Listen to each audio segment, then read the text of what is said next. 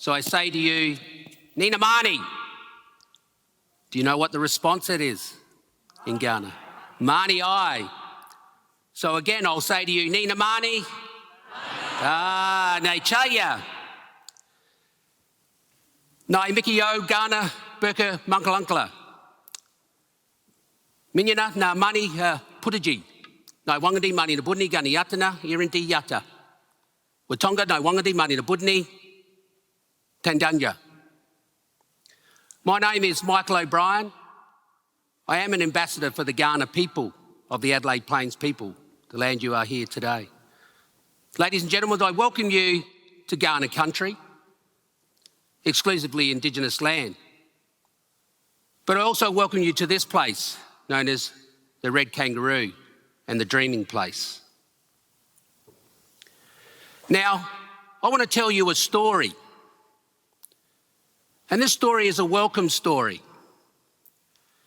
And this story is about our people. Our people start from Cape Jervis all the way up to Crystal Brook. So we're coastal people, but we're also inland people. Now, our people were fishermen. And one day, they caught a lot of fish. Now, our people don't believe in wasting fish. So they wanted to share this extra fish that they had. So they needed to alert the outlying groups of people that they had this fish. Now, how did they do this? Now, in our way, we do some things to do this. Now, when we light one fire, what are we doing? We're having a comfort fire or somewhere to cook or a fire that is there to protect us. But when we light two fires, what are we doing? Basically, we're alerting there's something wrong. We want your attention. And so our people lit 3 fires and the smoke had risen and the outlying communities could see this. And so what did that say? It said to our people outside of our community, come now, come quick. And so they saw this fire, and so they came. But unfortunately, more people came than they had fish. But our people were clever people. And so our elders grabbed a small fish and they wrapped it up into the bark and they sent it off into the ocean. And what they did was rounded up more fish, so our people gathered that fish. But unfortunately, more people came. And so they grabbed a larger fish and again wrapped it up into the bark and sent it off into the ocean. And again, more fish came back. And so they were able to feed more people, but more people came. And so they again grabbed a larger fish, sent it off into the ocean. And as our people went to the water's edge to grab all this fish, and they bent down and grabbed it, and yo, bacha! Get back, be afraid. Because it wasn't fish at the water's edge, it was a shark. And so what does that story tell us? That story tells us, be careful what you ask for. It may come back and bite you. So I'd like to thank TEDx for the opportunity not only to give you a welcome today,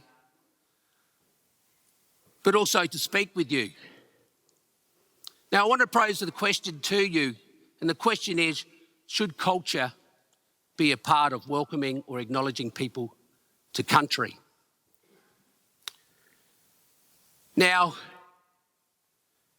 so I want to invite you to come along on my journey, how I've ended up, not just only here today, but performing welcomes.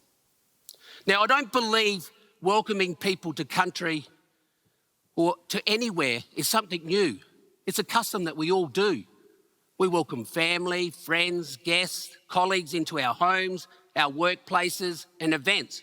And we do this naturally, don't we? And today you're seeing me perform a welcome to country. And I want to explain to you, I suppose, how we do it, why we do it, and ways we do it. And consider the importance of doing a welcome or acknowledgement to country. But I need to take you back in time. And that time is the 1860s. And in the 1860s, it was against the law to practice our culture or speak our language. And it wasn't until the 1980s that our language resurfaced. And it was thanks to the German missionaries who had recorded some 3,000 words. And we now see the revival of that in the public arena. But it wasn't until the 1990s, my father, Yerla Burka, the old man of the sea, gave the first welcome in Kaurna language in this country. And so why do we perform welcomes? Well, it's for you.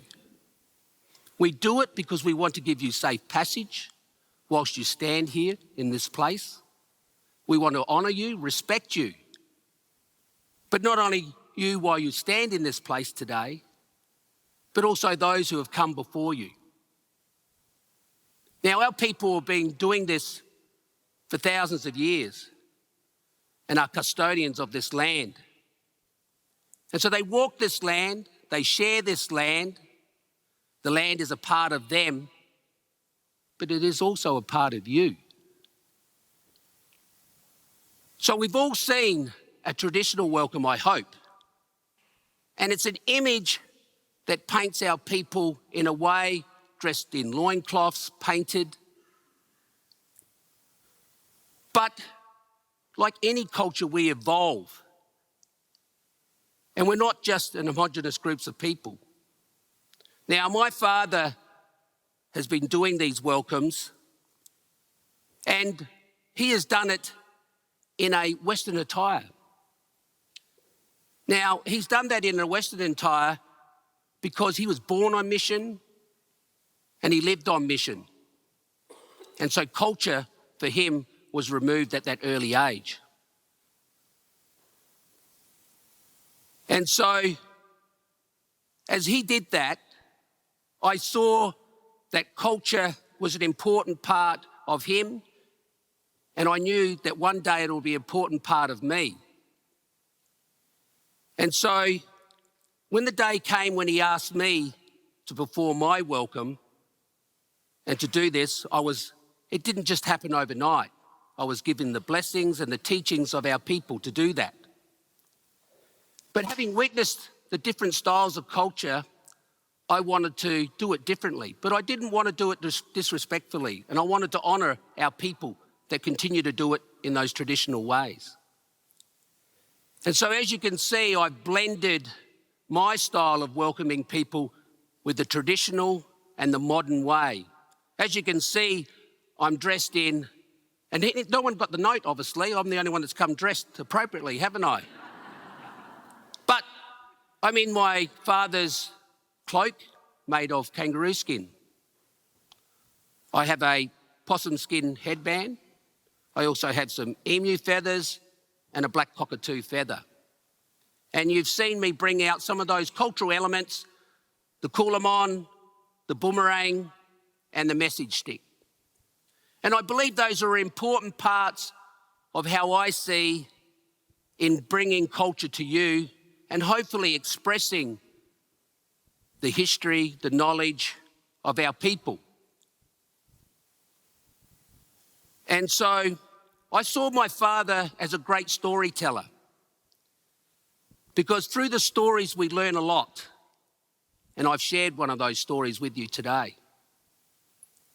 And I wanted that to be a part of the way I perform welcomes.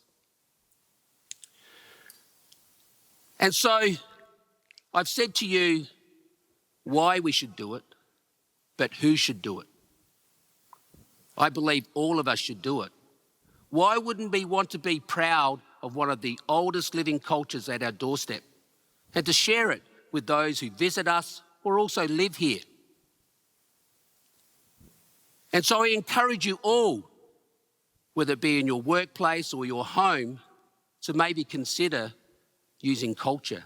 Now, you can do that in English, but wouldn't it be a powerful thing if you use some language or maybe some storytelling? Now, our people had a great philosophy, and that is we took what we needed, but we shared with others. My father had a recipe to life and the wisdom of the Kaurna people. And that is that great learning doesn't come from what we are taught, but by being inquisitive and the willingness to change our ways. Now, we could all say hello, but really welcoming people was about extending that by actually sharing something. And our people had a saying, and that saying was, "My yungaja ajika." And what that says is, "My friend, why don't you sit down and eat with me?" So I say to you, "Nachu yukandaya, yakandaya, punya du wadu, nechaya nakada." My brothers, my sisters, let's walk together in harmony. Nechaya and thank you.